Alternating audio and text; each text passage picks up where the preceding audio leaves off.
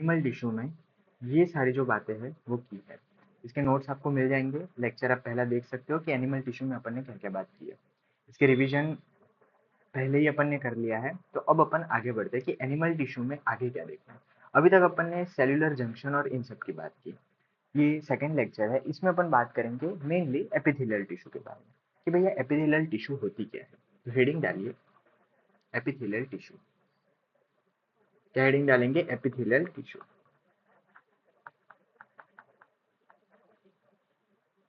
डालिए epithelial.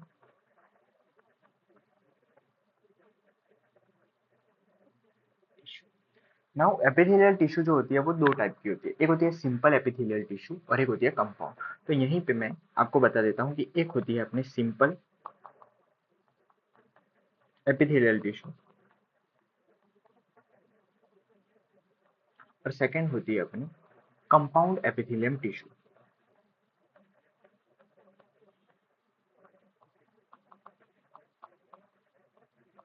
Okay, पूरे chapter में जहाँ पे भी एपी लिखेंगे तो अपन उसको मानेंगे कि एपिथेलियल टिश्यू की बात की। सिंपल एपिथेलियल टिश्यू किसे कहते हैं? याद रखना कि मैंने पहले भी आपको बताया कि कोई भी टिश्यू होगा, मान लो कि ये आपकी एक एपिथेलियल सेल्स है। एपिथेलियल टिश्यू किससे बना होगा? एपिथेलियल सेल से। ये एपिथेलियल सेल है। हर एपिथेलियल सेल के पास उसकी खुद की बेसमेंट मेम्ब्रेन होती है। क्या होती है? Basement membrane. और उसके नीचे होती है कनेक्टिव टिश्यू। यहाँ पे कनेक्टिव टिश्यू होती है। अगर ये, अब ध्यान से समझना, अगर ये आपका जो है इतना पार्ट, इतना जो पार्ट है वो एक सिंगल लेयर से बना है,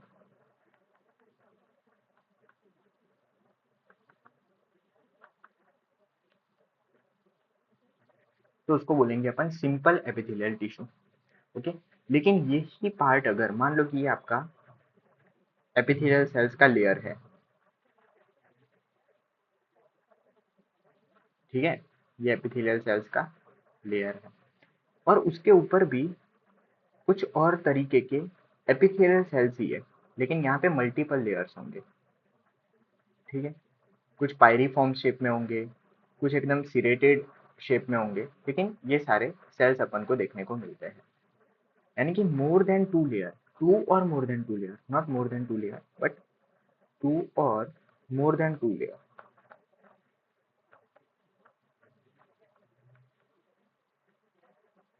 तो इसको अपन बोलेंगे क्या? कंपाउंड। Compound epithelium tissue. इतना समझ में सबको आ गया होगा आई थिंक। ठीक है, सिंपल किसे बोलते हैं, कंपाउंड किसे बोलते हैं। नाउ सिंपल में डिफरेंट डिफरेंट टाइप के सिंपल टिश्यू होते हैं।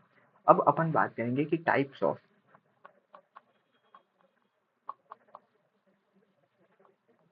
Simple epithelial tissue.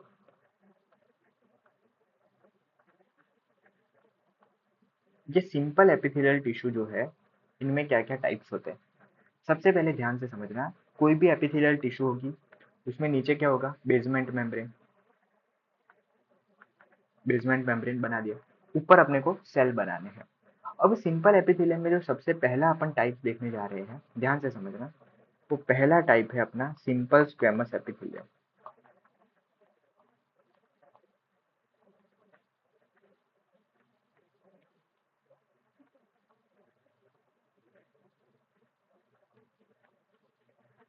अब स्क्वेमस का मतलब आपको पता होना चाहिए। स्क्वेमस का मतलब होता है पेवमेंट लाइक, यानी कि आपने टाइल्स देखी है घर में, टाइल्स कैसी एकदम चपटी होती है, इस तरीके की होती है।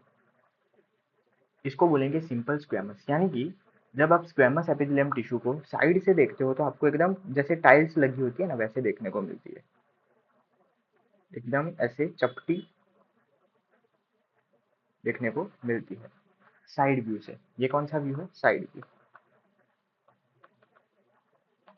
जब आप इसका न्यूक्लियस देखते हो तो न्यूक्लियस भी आपको फ्लैट दिखता है। ये इसका न्यूक्लियस है, न्यूक्लियस भी इस तरीके से साइड व्यू से फ्लैट दिखेगा। ठीक है, तो फिर से समझना, टिश्यू के सेल्स यहाँ पे कैसे हैं? फ्लैट है, और न्यूक्लियस भी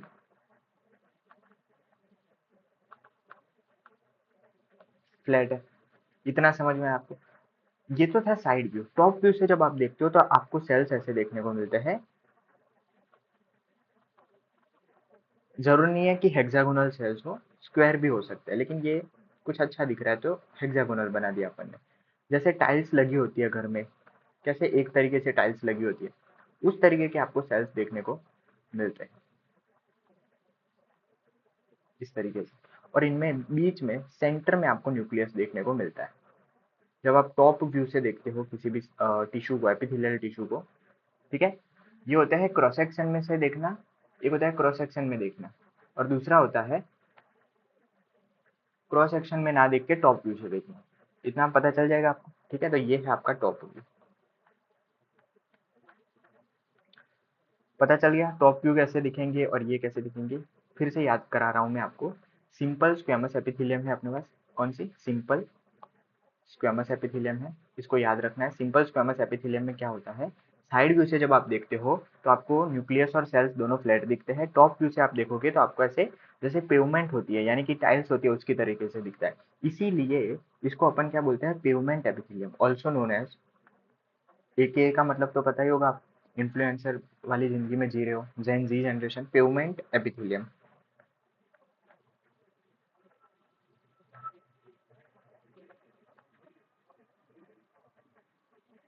ठीक है। यही नोट्स आपको भी मिल जाएंगे साथ ही साथ। आपको बस कुछ नहीं करना है, ध्यान रखना है। अब सिंपल स्क्वेमस एपिथेलियम जो होती है उनकी लोकेशन क्या होती है, तो लोकेशन की बात करते हैं। लिखो लोकेशन। लोकेशन भी लिख सकते हो या लोकेशन की जगह आप इसको एग्जाम्पल भी बोल सकते हो। ये एग्जाम्पल्स क्या होंगे? सबसे पहले याद रखना, ये मिलते हैं अपन को एल्वियोलाई में।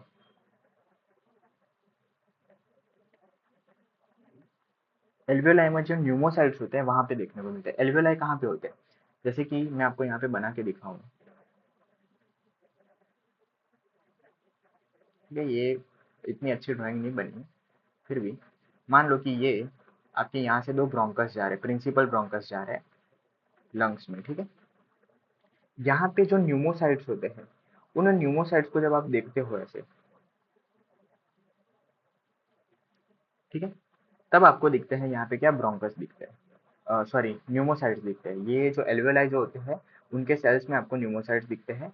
वो एकदम ऐसे स्क्वेमस एपिथेलियम सेल से बने होते हैं। फिर से मैं बोल रहा हूँ, वो राउंड नहीं होंगे या जैसे सेल्स बना रहे वैसे नहीं होंगे, वो होंगे स्क्वेमस एपिथेलियम का क्या चीज़ याद रखना है आपको, सिंपल स्क्वेमस एपिथेलियम होते हैं, उसमें फ्लैट सेल्स होते हैं और वो एक लेयर में होते हैं, तो उसको बोलते हैं अपन स्क्वेमस एपिथेलियम। पहला एल्वेलाई में होता है। Second, blood vessels.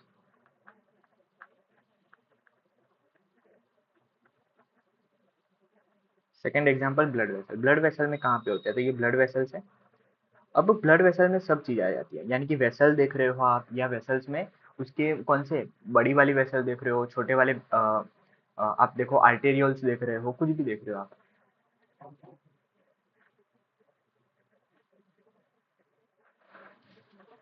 So blood vessel में कहाँ पे होता है, तो ब्लड वेसल जो है, ब्लड वेसल की वॉल पे, ये जो वॉल की जो सेल्स होते हैं वो बने होते हैं स्क्वेमस सेल से, ठीक है। तो ब्लड वेसल के जो सेल्स होते हैं वो भी स्क्वेमस सेल्स होते हैं। और ध्यान से समझना, ये होते हैं सिंपल स्क्वेमस एपिथेलियम सेल्स होते हैं। ये कौन से सेल्स है आपके, ऑब्वियसली बात है, सिंपल टिश्यू है तो सिंपल स्क्वेमस, एसक्यू का मतलब स्क्वेमस एपिथेलियम सेल्स, या तो टिश्यू, जो भी लिखना हो आप लिखो। ब्लड वेसल में जो सिंपल स्क्वेमस एपिथेलियम टिश्यू होती है, यानी कि स्क्वेमस टिश्यू जो होता है, उसको अपन बुलाते हैं प्यार से एंडोथेलियम। एंडोथेलियम, ठीक है। एक और बात याद रखनी है, एंडोथेलियम जो होती है ना, वो ऐसे एकदम स्ट्रेट नहीं होती है, वो होती है इस तरीके से, वेवी नेचर में होती है, इस तरीके से होती है। तो due to its wavy nature,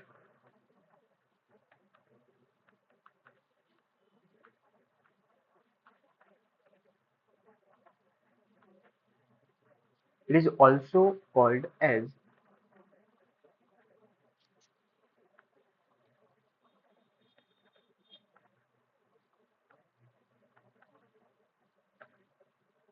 टेसिलेटेड epithelium, okay. कौन सी एपिथेलियम, टेसिलेटेड।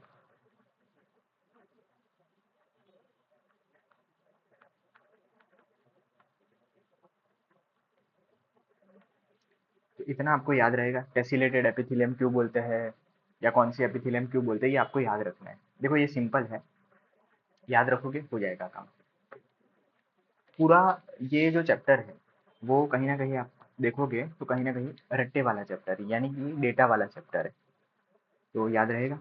तो अभी अपन पढ़ रहे हैं कौन सा, simple squamous epithelium. Simple squamous epithelium का पहला एग्जांपल देखा कहाँ पे देखने को मिलता है, तो सिंपल स्क्वेमस एपिथेलियम में मैंने पहले बताया एल्वोलाई में देखने को मिलता है, दूसरा ब्लड वेसल में। तीसरा इसका एग्जाम्पल लिखो, तीसरा एग्जाम्पल है इसका ब्लड वेसल के साथ साथ ये देखने को और कहाँ मिलता है, ये तीसरी जगह मिलता है बाउमेंस कैप्सूल में। लिखो बोमेंस कैप्सूल।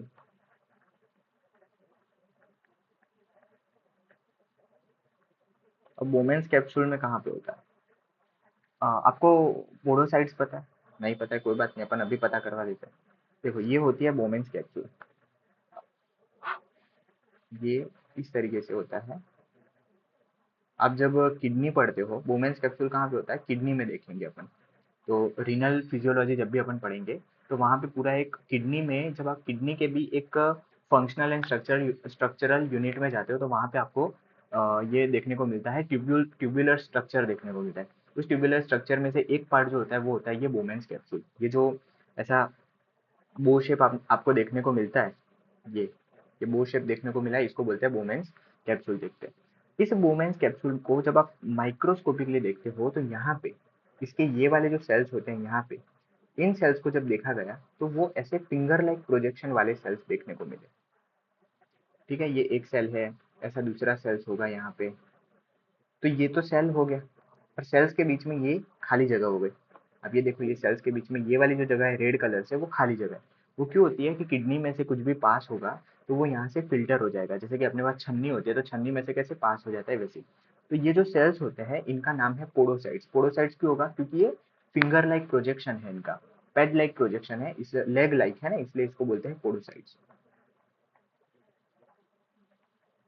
तो पोडोसाइट्स जो है वो एग्जाम्पल है किसका, सिंपल स्क्वेमस एपिथेलियम का। तो याद रखना बोमेंस कैप्सूल में जो पोडोसाइट्स है वो है सिंपल स्क्वेमस एपिथेलियम टिश्यू। इसको ऐसे ही याद रखना, सिंपल स्क्वेमस एपिथेलियम टिश्यू, इस तरीके से याद रखेंगे। तो ये सिंपल स्क्वेमस एपिथेलियम टिश्यू यहाँ पे खत्म हो जाती है। दूसरी जो सिंपल एपिथेलियम टिश्यू है उसका एग्जाम्पल है कौन सा, सिंपल कॉलमनर एपिथेलियम की क्यूबॉइडल। पहले क्यूबॉइडल देख लेते हैं, तो याद रखो सेकंड एग्जाम्पल इसका होता है सिंपल क्यूबॉइडल एपिथेलियम टिश्यू। अब ये क्या चक्कर है, ध्यान से समझना। जब अपन सिंपल स्क्वेमस एपिथेलियम की बात करते हैं ना, तो सिंपल स्क्वेमस एपिथेलियम की अपन ने बात नहीं की, लेकिन ये मेन स्क्वेमस एपिथेलियम का मेन जो काम होता है वो क्या होता है, किसी भी वॉल में जो प्राइमरी टिश्यू होती है ना वो सिंपल स्क्वेमस एपिथेलियम होती है। ये कहीं ना कहीं आप ब्लड वेसल में भी देखो तो कैसा काम कर रही है कि कुछ सेल्स को बाहर जाने देगी, कुछ सेल को नहीं जाने देगी, तो कहीं ना कहीं ये फिल्ट्रेशन का और एब्जॉर्प्शन का काम करती है। ठीक है, एब्जॉर्प्शन मत लिख देना, फिल्ट्रेशन का काम करते हैं। जैसे कि बोमेंस कैप्सूल में फिल्ट्रेशन करेगी, लंग के एल्वेलाई में होगी तो वहां पे भी आप देखो तो ऑक्सीजन को फिल्टर करने का काम, मतलब फिल्टर मतलब ऑक्सीजन को साफ नहीं करेगी, फिल्टर मतलब एक मीडियम में से जो दूसरे मीडियम में जाने देता है उसको बोलते हैं अपन, ये फिल्ट्रेशन प्रोसेस है, तो वहां से वहां जाने का काम करवाएगी। तो कहीं ना कहीं ये फिल्ट्रेशन का काम करती है। तो कोई आपको पूछे कि भाई इसका मेन फंक्शन क्या है, तो फिल्ट्रेशन। उसी तरीके से अगर आपको कोई सिंपल क्यूबॉइडल एपिथेलियम टिश्यू का मेन फंक्शन पूछता है तो इसका मेन फंक्शन होता है सिक्रीशन एंड एब्जॉर्प्शन।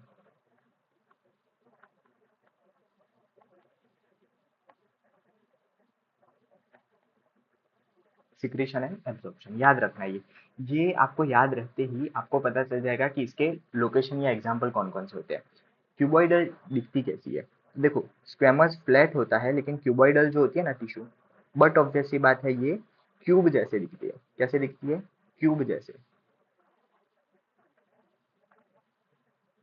और हर जो टिश्यू होता है एपिथेलियम, उसके नीचे क्या होता है, उसकी बेसमेंट मेम्ब्रेन होती है। तो सेल आपको कैसे दिखेंगे, क्यूब लाइक। सेल्स आपको दिखते हैं क्यूब लाइक। ठीक है, लेकिन आप जब भी इसके न्यूक्लियस की बात करोगे तो न्यूक्लियस आपको कैसे दिखेंगे? न्यूक्लियस आपको दिखते हैं राउंडेड इस तरीके से। न्यूक्लियस आपको कैसे दिखते हैं? राउंडेड दिखते हैं। ठीक है।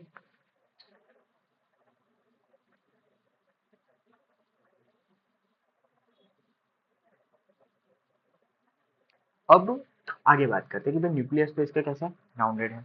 हाँ, इसको इसी वे में देखना है, इसमें कुछ टॉप व्यू ये व्यू नहीं है, क्यूबॉइडल है तो हर जगह से सेम ही दिखेगी। अब मैं बात करता हूँ इसके लोकेशन या एग्जाम्पल की कि भाई ये दिखेगा कहाँ पे।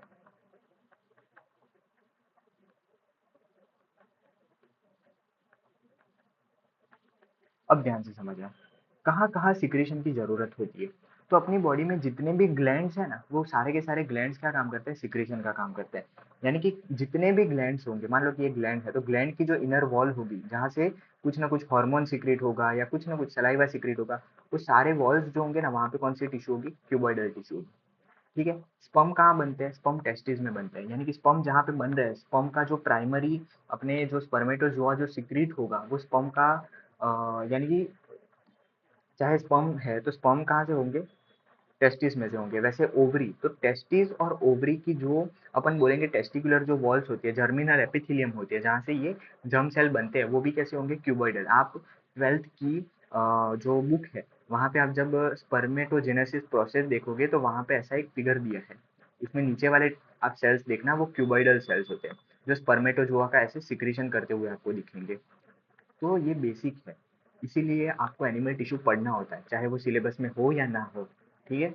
गवर्नमेंट गवर्नमेंट करके एनटी एनटी करे पागल मत हो जाओ, सबसे बकवास एजेंसी है वो। आप जो पढ़ते हो उसके लिए एग्जाम देना होता है, एग्जाम के लिए पढ़ने नहीं बैठ जाना होता है। एग्जाम में ये सवाल आएंगे तो दो ही सवाल पढ़ के जाओगे। ठीक है। तो एक चीज याद रखो कि लोकेशन इसका जो होता है वो कैसा याद रखना है कि जहां जहां सिक्रेशन होगा वहां वहां होंगे। जैसे कि मैंने एक एग्जाम्पल आपको बताया, टेस्टिस एंड ओवरीज।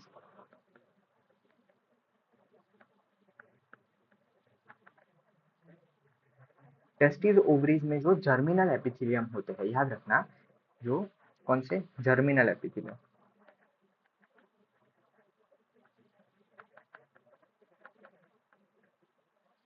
वो कैसे होते हैं?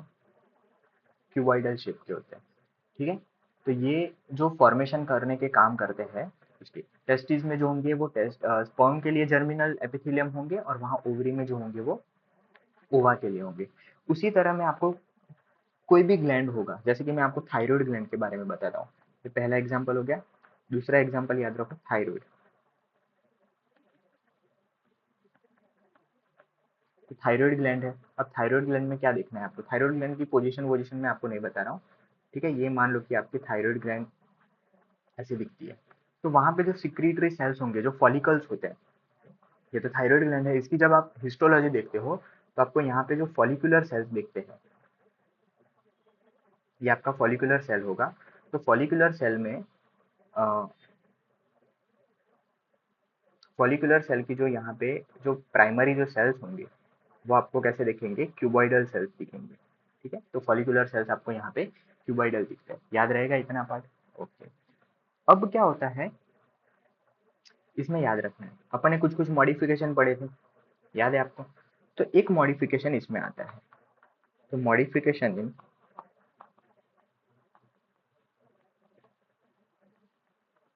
Simple cuboidal epithelium tissue. आप पूरा लिखना, वरना क्यूबॉइडल और कॉलमनर में आप गलती कर बैठोगे। इसमें दो मॉडिफिकेशन होते हैं। पहला जो मॉडिफिकेशन होता है वो होता है brush bordered cuboidal epithelium.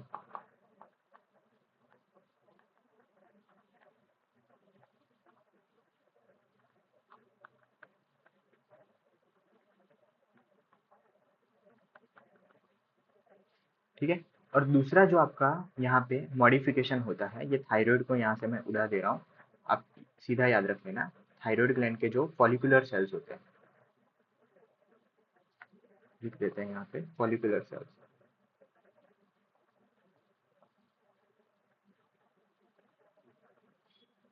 Okay. और सेकेंड मॉडिफिकेशन आपका होता है, वो होता है कौन सा? Ciliated cuboidal epithelium tissue.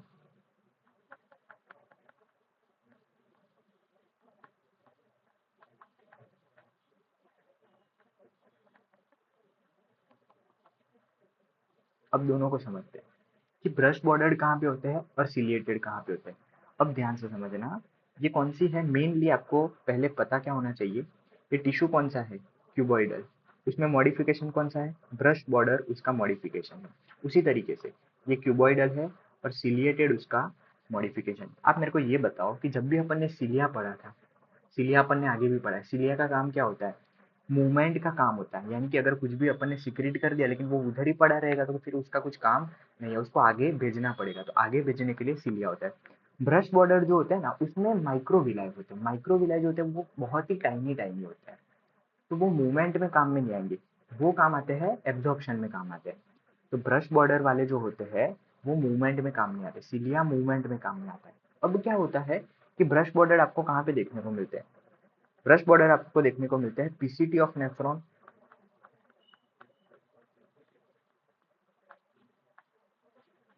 Okay, और डीसीटी ऑफ नेफ्रॉन। यहाँ पे आपको देखने को मिलते हैं पीसीटी और डीसीटी में। और ये कुछ ऐसे दिखते हैं, मान लो कि क्यूबॉइडल सेल्स है, इनका बेसमेंट मेम्ब्रेन भी होगा, और यहाँ पे माइक्रोविलाई देखने को मिलता है। अब आप मेरे को ये बताओ, आपको पता होगा कि पीसीटी और डीसीटी में मेनली क्या होता है, एब्जॉर्प्शन होता है, सिक्रीशन और एब्जॉर्प्शन दोनों होता है, लेकिन मेनली आप देखो तो सिक्रीशन और एब्जॉर्प्शन जो होता है वहां पे ब्रश बॉर्डर होंगे, वहां पे सिलिया नहीं होगा, सिलिया मूवमेंट के लिए होता है, सिलिया ना तो सिक्रीशन में काम आता है ना, लेकिन ये जो होते हैं ना, अब ध्यान से देखना, इसको मैं जूम कर रहा हूँ, अगर तो जूम करने पे क्या हुआ, ये सरफेस एरिया बढ़ाने का काम करता है, सरफेस एरिया जितना ज्यादा होगा उतना एब्जॉर्प्शन और सिक्रीशन उतना ज्यादा होगा। इसीलिए पीसीटी और डीसीटी जो नेफ्रॉन क्या होते हैं वहां पे अपन को सिलिएटेड नहीं पर ब्रश बॉर्डर देखने को मिलते हैं। सिलिएटेड कहाँ पे होते हैं, जहां पे अपन को मूवमेंट करानी हो। फाइनल ये सब पहुंच के कलेक्टिंग डक्ट में जाते हैं। जब आप रीनल फिजियोलॉजी पढ़ोगे तब ये सारे टर्म आपको समझ में आएंगे। तो COLLECTING, कलेक्टिंग डक्ट जो होता है, कलेक्टिंग डक्ट ये सब कलेक्ट करता है, फिर उसको आगे भी भेजना है, तो वहां पे अपन को सीलिया चाहिए, क्योंकि भाई वो सब वहां पे जमा ना हो जाए और आगे बढ़े, इसके लिए अपन क्या करते हैं, सिलिएटेड क्यूबॉइडल एपिथेलियम वहां पे भेजते हैं। तो सिलिएटेड कहाँ भेजना है और माइक्रोविलाई यानी कि ब्रश बॉर्डर कहाँ पे भेजना है, समझ में आ गया, जहाँ पे एब्जॉर्प्शन होगा, सिक्रीशन होगा, वहां पे क्यूबॉइडल और ये ब्रश बॉर्डर वाले होंगे, और सिलिएटेड जो होते हैं वो मूवमेंट के लिए होते हैं। तो ये थे क्यूबॉइडल के मॉडिफिकेशन। इसके कुछ एग्जाम्पल्स याद रखने हैं अपन को।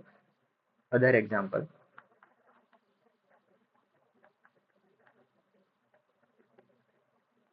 Of cuboidal epithelium.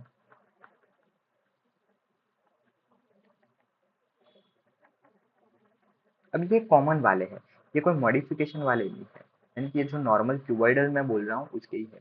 इसमें आपको क्या देखने को मिलेगा, हाँ इसमें सारे आ जाएंगे, मॉडिफिकेशन वाले भी आ जाएंगे और ऐसे भी कोई होंगे तो आ जाएंगे। फॉर एग्जाम्पल इसके पहला मैं जो आपको लिखाने जा रहा हूँ वो है टाइप 2 न्यूमोसाइट्स।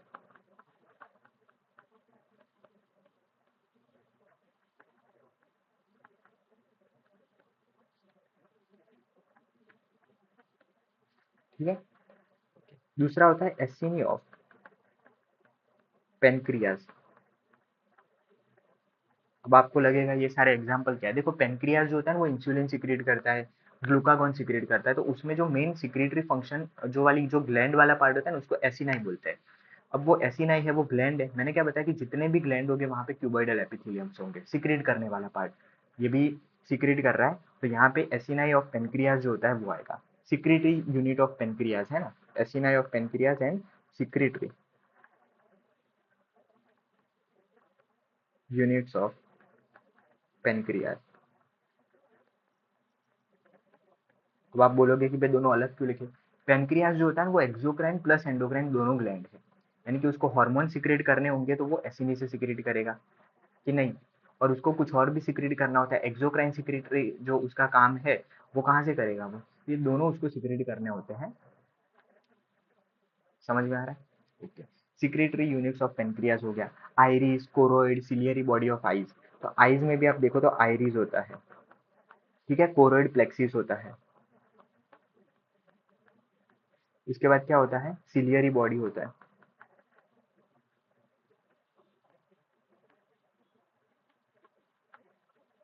ये सब सिक्रेटरी यूनिट्स है। ओके, रेटिना भी सिक्रेट करता है, तो एपिथेलियम ऑफ रेटिना,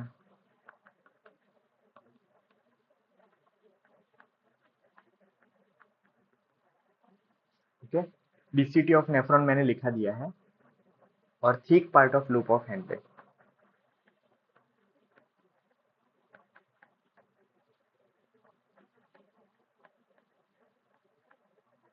हैंडल, ठीक है, ये याद रखना। तो ये मैंने एक पेज पे आपको बता दिया कि भाई यहाँ से आप देखो कहाँ से शुरू हो रहा है, सिंपल क्यूबॉइडल एपिथेलियम टिश्यू की अपन ने यहाँ से शुरुआत की। भाई सिंपल क्यूबॉइडल एपिथेलियम टिश्यू क्या होता है, फिर मैंने आपको बताया कि भाई सिंपल क्यूबॉइडल एपिथेलियम जो होता है वहाँ पे मेनली उसका काम क्या होता है, तो भाई मेनली उसका काम होता है सिक्रीशन करवाने का या एब्जॉर्प्शन करवाने का, ये दो काम होते हैं। अब उसमें भी मैंने आपको बताया लोकेशन, तो भाई सिक्रीशन और एब्जॉर्प्शन कौन करता है, तो मेनली जितने ग्लैंड्स होते हैं वो सिक्रीशन करते हैं, तो ग्लैंड्स सारे आ जाएंगे, चाहे वो पेनक्रियाज हो, गोनेड्स भी, यानी कि अपने जो गोनेड्स मतलब टेस्टिस और ओवरीज जो होते हैं वो भी क्या है, कुछ ना कुछ एक तरीके से ग्लैंड्स है, आप एंडोक्राइन में पढ़ेंगे अपन उसको आगे। तो ये सारे के सारे उसके क्या है, ग्लैंड्स। अब कुछ मॉडिफिकेशन देखें कि भाई कॉलमनार ने क्या किया, सिक्रेट कर दिया या एब्जॉर्प्शन किया, लेकिन कहीं कहीं पे जगह पे उसको मॉडिफिकेशन चाहिए। जैसे कि डीसीटी पीसीटी में जो कॉलमनार एपिथेलियम, कॉलमनार क्यों बोल रहा हूँ मैं, क्यूबॉइडल एपिथेलियम जो होती है वो सिक्रेटरी उसका काम होता है, तो जो डीसीटी पीसीटी में जो क्यूबॉइडल एपिथेलियम होती है वहाँ पे उसके पास माइक्रोविलाय होते हैं, और वो अपीयरेंस जो उसका होता है माइक्रोविलाय, जैसे कि अपन ब्रश होता है, सुबह ब्रश करते हैं, ठीक है, तो ब्रश पे जो ब्रिस्टल्स होते हैं वो उसके जैसा वो अपीयरेंस देता है, देखो आप ब्रश जैसा अपीयरेंस दे रहा है, तो इसकी वजह से उसको बोला brush bordered cuboidal epithelium. Ciliated cuboidal epithelium, जहाँ पे मूवमेंट चाहिए कि भाई चलो इसको हटाओ आगे हटाओ, तो वहां पे अपन को सिलिएटेड क्यूबॉइडल एपिथेलियम देखने को मिलता है, ठीक है। सिलिया दोनों में प्रेजेंट हो सकता है, माइक्रोविलाई भी दोनों में प्रेजेंट हो सकता है, माइक्रोविलाई क्यूबॉइडल में भी हो सकता है, कॉलमनर में भी हो सकता है, लेकिन जो सिक्रीटरी वाला पार्ट होता है वहां पे क्यूबॉइडल होगा। सेम आप पढ़ोगे माइक्रोविलाई और सिलिएटेड, सिलिएटेड आप पढ़ोगे ब्रोंक्यूल्स में पढ़ोगे, कॉलमनार में, क्योंकि भाई ब्रोंक्यूल्स में अपने को सिक्रेटरी नहीं करना है, फेलोपियन ट्यूब में पढ़ोगे, लेकिन फेलोपियन ट्यूब में कुछ सिक्रेट नहीं करना है अपने को, वहाँ पे सिर्फ मूवमेंट करवानी है। लेकिन सिलिएटेड क्यूबॉइडल होगा तो वो दो पार्ट करेगा, कलेक्टिंग डक्ट जो होता है वो सिक्रीशन एब्जॉर्प्शन भी करता है, और साथ में उसको फ्लूइड का यूरिन का मूवमेंट भी कराना है, इसीलिए वहाँ पे सिलिएटेड क्यूबॉइडल होता है, ठीक है, इतना याद रखना है। सिलिया और क्यूबॉइडल को साथ में कब रखेंगे, सिलिया मूवमेंट कराएगा और क्यूबॉइडल जो होता है वो सिक्रेटरी और एब्जॉर्प्शन यूनिट की तरह काम करता है। तो ये सेकेंड वाली simple squamous sorry simple epithelium थी, पहली थी सिंपल स्क्वेमस एपिथेलियम, दूसरी थी सिंपल क्यूबॉइडल एपिथेलियम, तीसरी जो होती है वो होती है सिंपल कॉलमनर एपिथेलियम। तो थर्ड हेडिंग डाल दो आप, सिंपल कॉलमनर एपिथेलियम, इसको समझना है।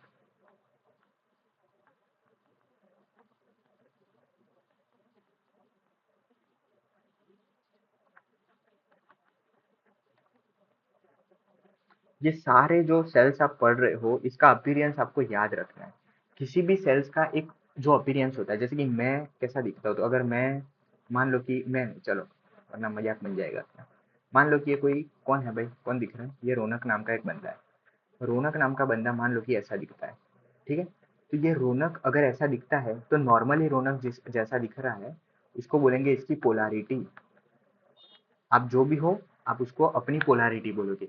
अब इसमें थोड़ा सा भी डिफरेंस आएगा, यानी कि बोल रहे हो कि रौनक मोटा हो गया, तो क्या हुआ, इसकी जो पोलैरिटी थी वो चेंज हो गई, तो इसको बोलते हैं लॉस ऑफ पोलैरिटी। तो इसीलिए मैं बोलता हूँ कि अभी आप नॉर्मल स्ट्रक्चर याद रखो, तो जब आप मेडिकल में जाके जब कैंसर पढ़ोगे तो कैंसर में आप देखोगे कि लॉस ऑफ पोलैरिटी होती है, लॉस ऑफ पोलैरिटी का मतलब क्या होता है कि उसका जो नॉर्मल स्ट्रक्चर था उसका चेंज हो गया।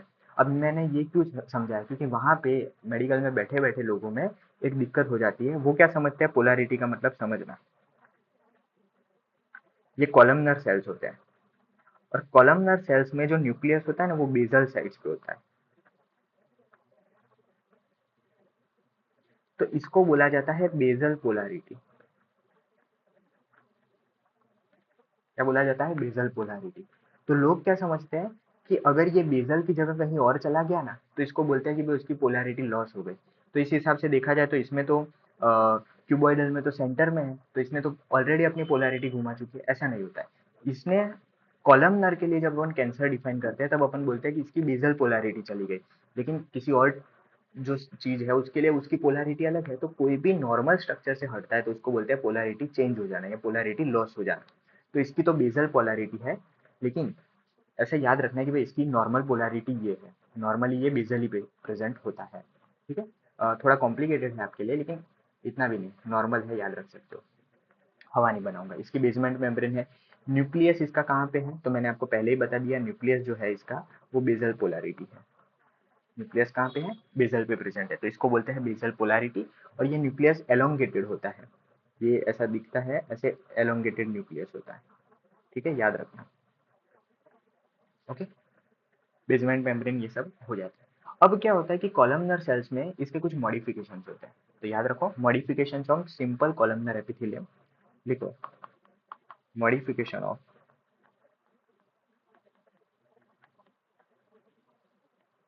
Simple columnar epithelium.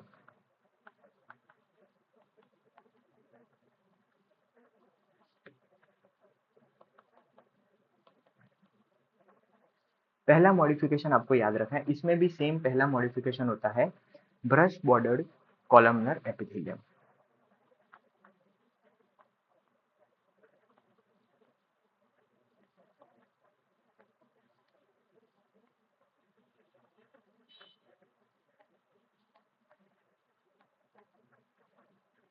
अब आपको ऐसा डाउट होगा कि भाई इसमें क्यों, तो इसमें याद रखना है, सबसे पहले ब्रश बॉर्डर्ड कॉलमनर एपिथेलियम कहाँ पे होती है, जहाँ पे देखो इसमें होती है गॉल ब्लैडर में। याद रखना है, इसका एग्जाम्पल है गॉल ब्लैडर।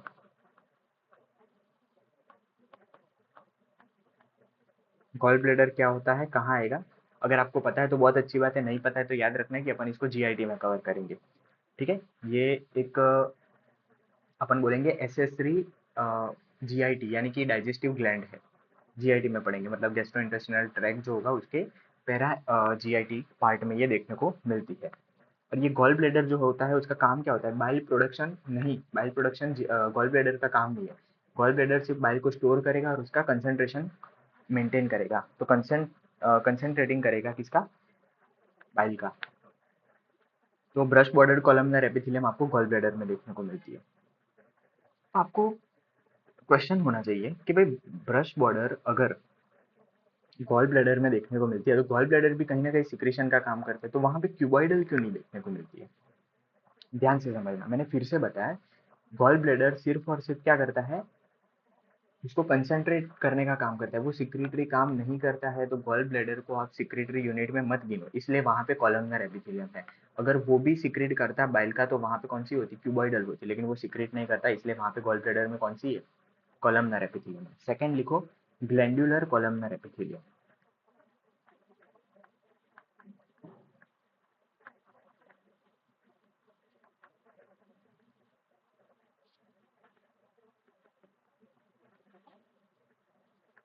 अब ग्लैंडुलर, ग्लैंडुलर का मतलब क्या होता है कि देखो, ये आपके कॉलमनर सेल्स हैं,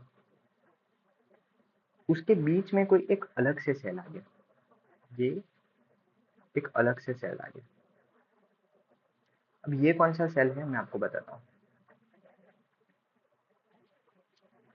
इस सेल का नाम है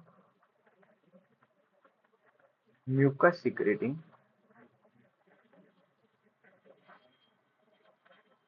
गॉबलेट सेल। अब गॉबलेट क्यों बोलते हैं, क्योंकि इसका एक ग्लास, जो वाइन ग्लास होता है ना, उसको गॉबलेट बोलते हैं, उसके जैसा अपीयरेंस होता है, इस तरीके का। वाइन ग्लास का भी ऐसा होता है, ठीक है, उस तरीके का अपीयरेंस होता है, इसीलिए इसको बोलते हैं गॉबलेट सेल। गॉबलेट शेप का होता है। ओके, अब ये म्यूकस सिक्रेट करने का काम करता है, यानी कि नॉर्मली कॉलमनर सेल सिक्रेट नहीं करते, लेकिन जब अपने कॉलमनर सेल्स को देखा तो बीच में एक सेल ऐसा था जो सिक्रेट करने का काम करता था। लोगों की बत्ती बूझ गई कि भाई सिक्रेटरी काम तो किसका था, क्यूबॉइडल सेल का था, यहाँ तो कॉलमनर भी सिक्रेट कर रहा है। तो कॉलमनर सेल यहाँ पे जो सिक्रेट कर रहा है वो कॉलमनर सेल नहीं कर रहा है, लेकिन उसके बीच में एक म्यूकस सिक्रेटिंग गोबलेट सेल आ गया। ठीक है, तो ये होते हैं ग्लैंडुलर कॉलमनर सेल्स। अब आप देखो म्यूकस कहाँ कहाँ सिक्रेट होता है, तो मेनली जो जीआईटी वाला पार्ट है अपना, जो अपना स्टमक है, इंटेस्टाइन, ये वाला जो पार्ट है, वहां पे म्यूकस सिक्रेटिंग होता है। तो इसके एग्जाम्पल याद रखना, स्टमक में होता है, इसके अलावा लार्ज इंटेस्टाइन में होता है, लार्ज इंटेस्टाइन इंटेस्टाइन के पार्ट याद रखना, सीकम में होता है, कोलोन में होता है, और रेक्टम में होता है। ठीक है, इतना याद रहेगा। अब तीसरा इसका जो मॉडिफिकेशन है वो बहुत खतरनाक है। तीसरा मॉडिफिकेशन क्या है, glandular brush bordered columnar epithelium, यानी कि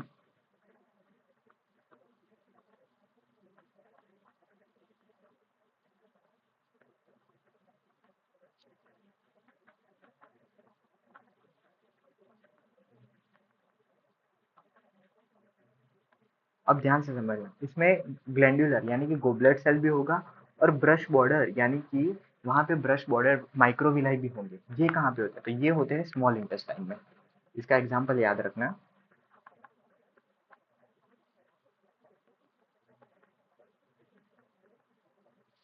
ये होता है स्मॉल इंटेस्टाइन। इसमें क्या होता है, मान लो कि आपका कॉलमनर सेल्स है, बीच में आ गया एक गोबलेट सेल आपका, ठीक है, फिर से आपके कॉलमनर सेल्स चालू हो गए और सभी कॉलमनर सेल्स पे माइक्रोविलाई होती है। ये होता है स्मॉल इंटेस्टाइन में। स्मॉल इंटेस्टाइन जो होता है वो आपके जितने भी सिक्रीटरी यूनिट्स हैं उनका भी ध्यान रखता है, म्यूकस भी सिक्रीट करता है। तो यहाँ पे एक मॉडिफिकेशन ये देखने को मिलता है कि स्मॉल इंटेस्टाइन में भी सिक्रीटरी, स्मॉल इंटेस्टाइन भी सिक्रीट करने का काम करता है। तो वहाँ पे कहीं ना कहीं कॉलमनर सेल्स जो होते हैं वो सिक्रीटरी पार्ट भी शो करते हैं। तो स्मॉल इंटेस्टाइन के 3 पार्ट्स होते हैं। कौन से 3 पार्ट्स होते हैं, duodenum, ileum and jejunum. Duodenum, duodenum का स्पेलिंग नहीं आता है भाई आपको, जेजुनम और इलियम,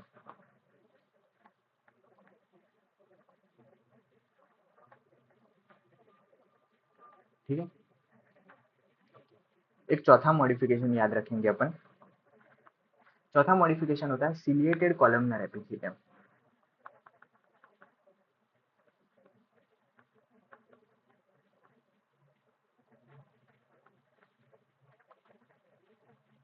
सिलिएटेड कॉलमनर एपिथेलियम में क्या होता है, इसमें सिलिया होती है और नॉन सिक्रेटरी पार्ट यानी कि जहाँ पे सिर्फ मूवमेंट की जरूरत है वहां पे होगी। इसके एग्जाम्पल याद रखना, ये होती है फेलोपियन ट्यूब में।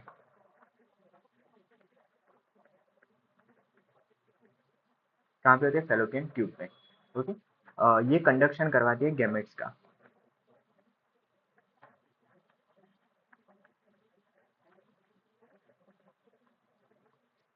दूसरा होती है इनर लाइनिंग ऑफ ब्रेन में।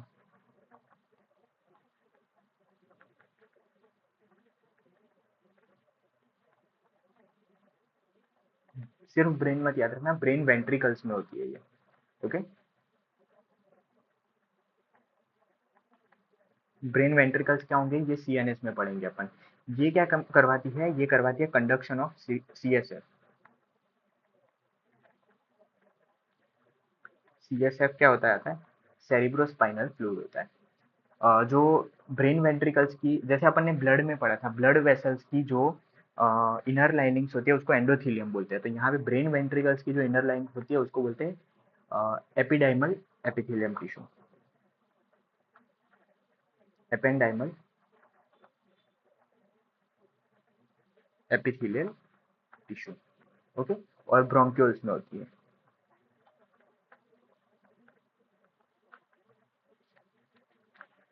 याद रहेगा इतना, ओके। और इसका चौथा मॉडिफिकेशन जो लास्ट है वो याद रखना है आपको, वो होता है स्टीरियोसिलिएटेड कॉलमनर एपिथेलियम।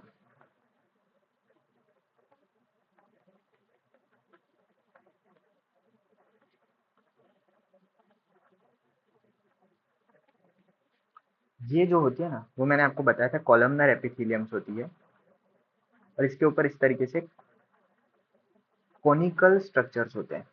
हाँ, ये होती है फॉर सपोर्ट। और ये इसके एग्जाम्पल याद रखने तो याद रख सकते हैं, एपिडिडाइमस में होती है ये, ओके। वासा डिफरेंस में होती है, vast difference, macula and Crysta of year में होती है,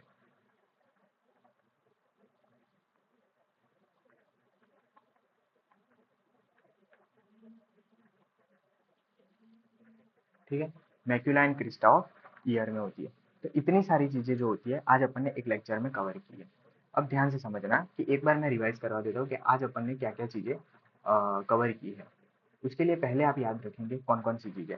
सबसे पहले याद रखना, इस लेक्चर की शुरुआत अपन ने कहाँ से की, कि भाई एपिथेलियम टिश्यू जो होता है, तो एपिथेलियम टिश्यू मेनली दो टाइप के होते हैं, simple epithelium tissue, compound epithelium tissue. कल अपन सिंपल में एक आध दो चीज रह रही है, उसको एग्जाम्पल को कवर करके फिर कंपाउंड एपिथेलियम टिश्यू चालू कर देंगे। सिंपल एपिथेलियम टिश्यू तीन टाइप के होते हैं, मेनली तीन टाइप के होते हैं। एक बाकी रह रहा है स्यूडो स्ट्रेटिफाइड कॉलमनर एपिथेलियम करके है, लेकिन मेनली तीन टाइप के होते हैं, simple squamous epithelium, simple cuboidal और सिंपल कॉलमनर। सीधी सी बात है, फ्लैट है तो स्क्वेमस, स्क्वेमा का मतलब होता है फ्लैट, कॉलम शेप के है तो उसको बोलेंगे कॉलमनर एपिथेलियम, और क्यूबॉइडल शेप के है तो उसको बोलेंगे क्यूबॉइडल एपिथेलियम। उसमें से अपन ने क्यूबॉइडल में और कॉलमनर में मॉडिफिकेशंस देखे थे। देखो स्क्वेमस तो मैंने बताया कि जहां जहां पे अपन को क्या करना होता है, किसी भी चीज को फिल्टर करना होता है। जैसे कि मैंने आपको बताया कि न्यूमोसाइट्स जो होते हैं वहां पे फिल्ट्रेशन का काम करते हैं, सॉरी पोडोसाइट्स जो होते हैं वो कहाँ पे, न्यूमोसाइट्स कहाँ पे करते हैं, अपने लंग्स में करते हैं, ठीक है। उसी तरीके से अगर मैं बात करूँ आपको पोडोसाइट्स, तो पोडोसाइट्स कहाँ पे करने का काम करते हैं, तो मैंने बताया था आपको पोडोसाइट्स जो होते हैं वो ग्लोमेरुलस जो होते हैं वहाँ पे कंडक्शन का, फिल्ट्रेशन का काम करते हैं। तो ये जो सारे एग्जांपल्स है, ब्लड वेसल्स में होती है, एंडोथीलियम बोलते हैं इसको, बोमेन्स कैप्सूल में होती है। और उसके बाद अपन ने देखा था simple cuboidal epithelium. Simple cuboidal epithelium में मैंने आपको बताया कि जहाँ पे भी सिक्रीशन का काम है, जितनी भी ग्लैंड्स आ रही है, तो उसमें जो सिक्रेटरी यूनिट्स होंगे वो कौन से होंगे, क्यूबॉइडल एपिथेलियम सेल्स होते हैं, ठीक है। इतना याद रहेगा, उनकी लोकेशन में देखो, टेस्टिस और ओवरीज के जो जर्मिनल एपिथेलियम्स होते हैं, थायराइड के जो फॉलिकुलर सेल्स होते हैं, जितनी भी ग्लैंड्स है, ग्लैंड्स का जो भी सिक्रेटरी यूनिट होगा वो कौन सा होगा, क्यूबॉइडल एपिथेलियम। यहाँ पे एग्जांपल देखो तो मैंने आपको बताया था एसिनाई जो होते हैं पेनक्रियास के वो होते हैं, उसके अलावा सिक्रेटरी जो एक्सोक्राइन एंडोक्राइन जो भी यूनिट्स हैं आपके, वो सारे इसमें आ जाएंगे, ठीक है। न्यूमोसाइट्स, आइरिस, कोरेट जो होता है, सिलियरी बॉडी, ये सारे होते हैं। इसमें मैंने आपको दो मॉडिफिकेशन दिखाए थे, ब्रश बॉर्डर क्यूबॉइडल एपिथेलियम और chelated cuboidal. Brush border cuboidal कहाँ पे होगे, जहाँ पे सिक्रेटरी और एब्जॉर्प्शन तो करवाना है, लेकिन वहाँ पे सरफेस एरिया बढ़ाना है। माइक्रोविलाय जहाँ पे भी आते हैं वो सरफेस एरिया को बढ़ाने का काम करते हैं। तो वहाँ पे मैंने आपको बताया PCT of nephron, DCT of nephron आ जाएगा। सिलिएटेड क्यूबॉइडल एपिथेलियम जो होते हैं वहाँ पे सिलिया होती है, और सिलिया का काम करती है, तो सिलिया मैंने आपको बताया कि सिलिया जो होती है वो मूवमेंट का काम करती है, तो कलेक्टिंग डक्ट में उसको अपन ने देख लिया, ठीक है। उसके बाद कॉलमनर एपिथेलियम देखे। देखो कॉलमनर एपिथेलियम जो होते हैं वो मेनली ऐसे कॉलमनर सेल्स नहीं होते, कॉलमनर एपिथेलियम हमेशा कुछ ना कुछ मॉडिफिकेशन के साथ होंगे। सबसे पहले अपन ने देखा brush border columnar epithelium, brush सिर्फ और सिर्फ ब्रश बॉर्डर कॉलमनर एपिथेलियम होंगे, वो कंसंट्रेशन में काम करेंगे, क्योंकि वो सिक्रेटिंग तो कुछ होते हैं नहीं, तो वहां पे अपन ने देखा गॉल ब्लैडर में होते हैं। उसके अलावा ग्लैंडुलर कॉलमनर एपिथेलियम्स होते हैं, वो जो होती है वो क्या करते हैं, म्यूकस सिक्रेटरी काम करते हैं। ग्लैंडुलर कॉलमनर एपिथेलियम जहाँ पे भी दिखे, याद रखना वो म्यूकस सिक्रेटरी, वहाँ पे गोबलेट सेल प्रेजेंट होगी, और वो कहाँ पे गोबलेट सेल कहाँ पे प्रेजेंट होते हैं, तो मेनली स्टमक और आपके लार्ज इंटेस्टाइन वाले पार्ट में प्रेजेंट होते हैं। उसके साथ ग्लैंडुलर तो है, लेकिन ब्रश बॉर्डर भी है। ग्लैंडुलर और ब्रश बॉर्डर ये दोनों कहाँ पे होंगे, तो ये दोनों प्रेजेंट होते हैं स्मॉल इंटेस्टाइन, और कहाँ पे, स्मॉल इंटेस्टाइन में। अब ध्यान से समझना, कैसे याद रखोगे, ये स्टमक होता है, उसके बाद आता है स्मॉल इंटेस्टाइन, और उसके बाद आता है लार्ज इंटेस्टाइन। स्मॉल इंटेस्टाइन में क्या होंगे, ध्यान से समझना, स्मॉल इंटेस्टाइन में गोबलेट सेल्स भी होंगे और ब्रश बॉर्डर भी होंगे, याद रहा। जबकि स्टमक और लार्ज इंटेस्टाइन में सिर्फ और सिर्फ कौन से होंगे, गोबलेट सेल्स होंगे, यानी कि सिर्फ म्यूकस सिक्रेटिंग सेल्स होंगे, ओके। उसके अलावा अगर मैं बात करूँ सिलिएटेड एपिथेलियम कहाँ पे होते हैं, तो जहाँ पे सिलिएटेड पर कॉलमनर, ये कहाँ पे होंगे, फेलोपियन ट्यूब्स होंगी, ब्रेन वेंट्रिकल्स होंगे और ब्रोंक्यूल्स, जहाँ पे सिर्फ मूवमेंट चाहिए वहाँ पे सिलिया होगी। सिलिएटेड क्यूबॉइडल अलग जगह पे, सिलिएटेड क्यूबॉइडल मैंने आपको दो ही जगह पे बताई, कहाँ पे बताई, फटाफट बोलो, पीसीटी में बताई, ठीक है। और ब्रश बॉर्डर कहाँ पे बताई, नहीं सिलिएटेड कहाँ पे बताई थी, कलेक्टिंग डक्ट में। ब्रश बॉर्डर मैंने पीसीटी डीसीटी में बताई थी, क्यूबॉइडल की बात कर रहा हूँ। यहाँ पे आप देखो ब्रश बॉर्डर अपन ने सबसे सिर्फ ब्रश बॉर्डर कहाँ पे देखी, गॉल ब्लैडर में देखी। उसके अलावा ब्रश बॉर्डर के साथ अगर ग्लैंडुलर देखी तो कहाँ पे देखी, स्मॉल इंटेस्टाइन में। और सिर्फ अपन ने ग्लैंडुलर कहाँ पे देखी, स्टमक और वहाँ पे देखी। अच्छे से रिवाइज करना। उसके बाद सिर्फ रहता है स्टीरियो सिलेटेड कॉलमनर एपिथेलियम, वो कहाँ पे दिखती है, वो एपिडिडाइमस वास डिफरेंस में और macula and Crysta of year यहाँ पे दिखती है। ये क्या काम करती है, सपोर्ट का काम करती है, यानी कि जो भी आपके ये जो सारे स्ट्रक्चर हैं इनको स्ट्रांगली सपोर्ट की जरूरत होती है, ये स्ट्रेंथ प्रोवाइड करती है। इतना आपको याद रखना है। कल अपन एक एग्जाम्पल इसमें रह रहा है स्यूडो स्ट्रेटिफाइड कॉलमनर एपिथेलियम, और उसके अलावा कंपाउंड एपिथेलियम जो है वो यहाँ पे स्टार्ट कर देंगे, ठीक है। कंपाउंड एपिथेलियम बहुत छोटा सा टॉपिक है, ज़्यादा से ज़्यादा 10 मिनट का टॉपिक लेंगे। उसके अलावा अपन ग्लैंड्स चालू कर देंगे, तो जो अपन ने ग्लैंड्स देखे उसके स्ट्रक्चर में क्या होता है, और उसके बाद अपन कनेक्टिव टिश्यू चालू कर देंगे, ओके। तो आज के लिए इतना ही, thank you, have a good day.